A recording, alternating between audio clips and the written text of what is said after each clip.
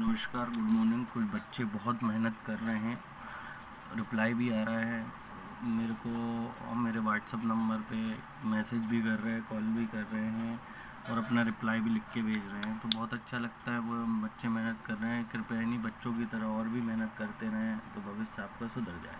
ठीक है, आज बात करेंगे डीसी जनरेटर ईएमएफ इक्वेशन की। ईएमएफ इक्वेशन होती क्या है, सीधे सीधे याद करना है क्योंकि ऑब्जेक्टिव टाइप आपका पैटर्न है।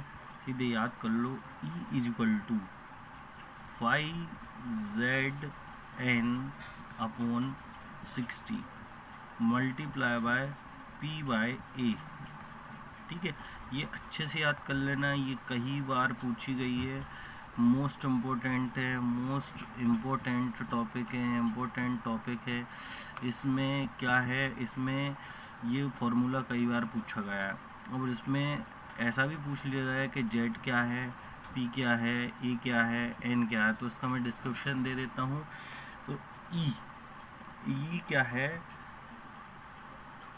इंड्यूस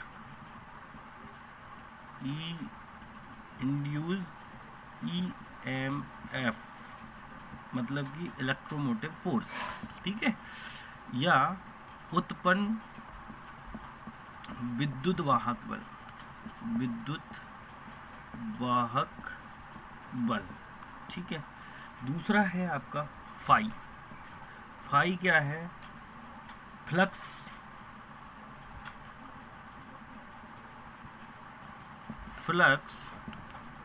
पर फेज, मतलब कि फ्लक्स प्रति फेज।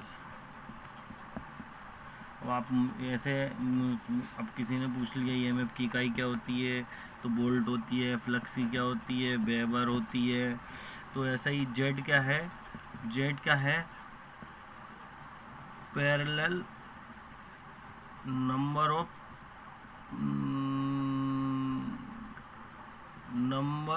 Of parallel conductor.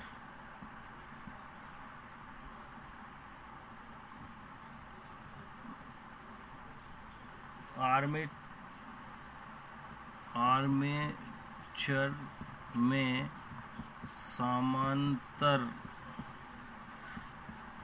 चालक की संख्या।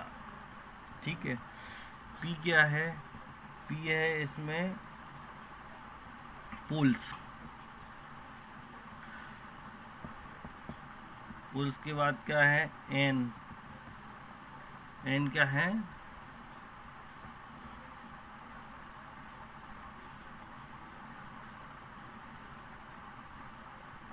Number of turn. ठीक है, घूर्णन गति।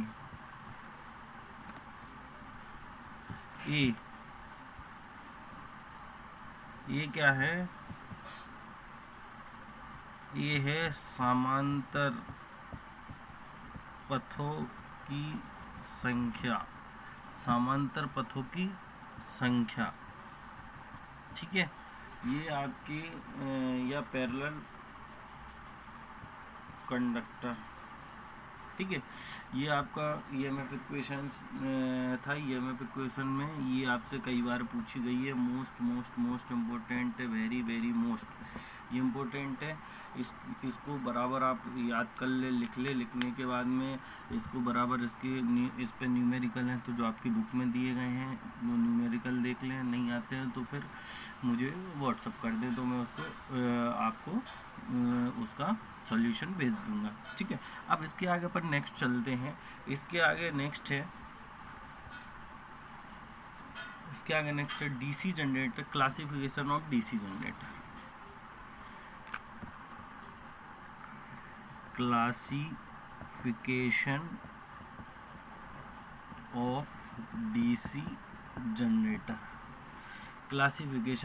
जनरेटर।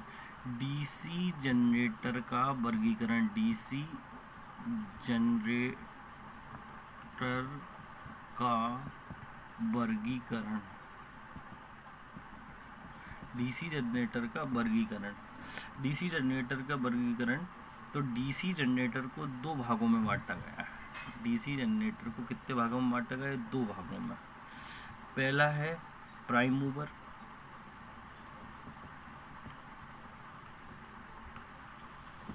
और दूसरा है एक्साइटेशन सिस्टम।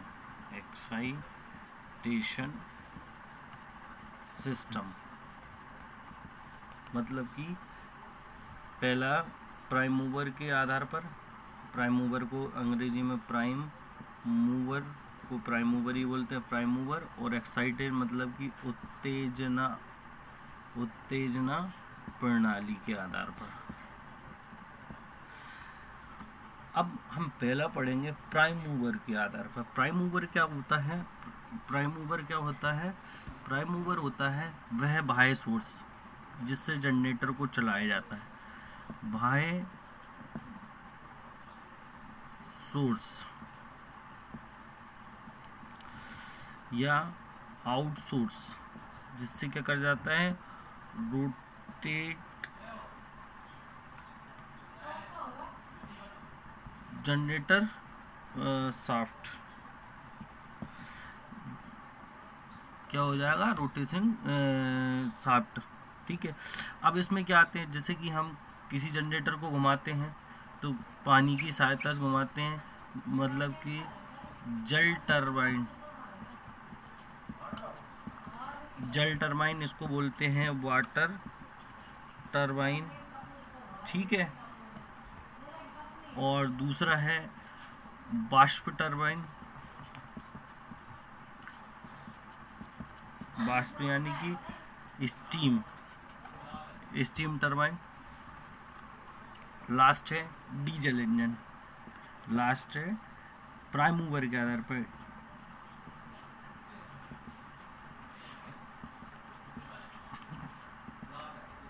Diesel engine. ठीक है। तीन प्रकार के जनरेटर को प्राइम मूवर के आधार पर बांटा गया है। तो प्राइम मूवर के आधार पर तीन भागों में बांटा गया है। अब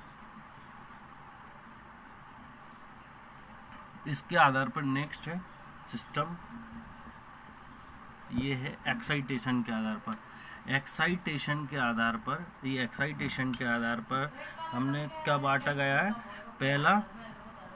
पहला है सेपरेटली सिस्टम।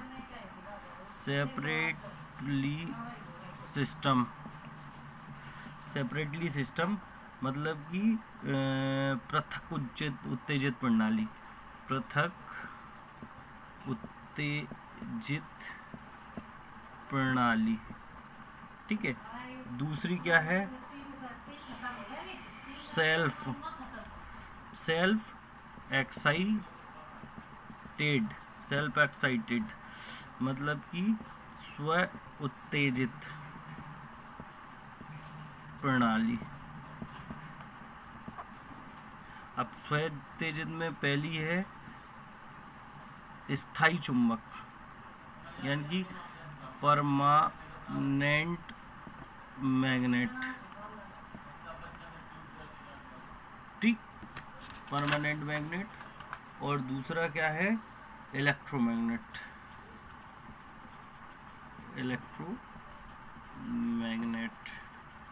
ये दो प्रकार की होती हैं।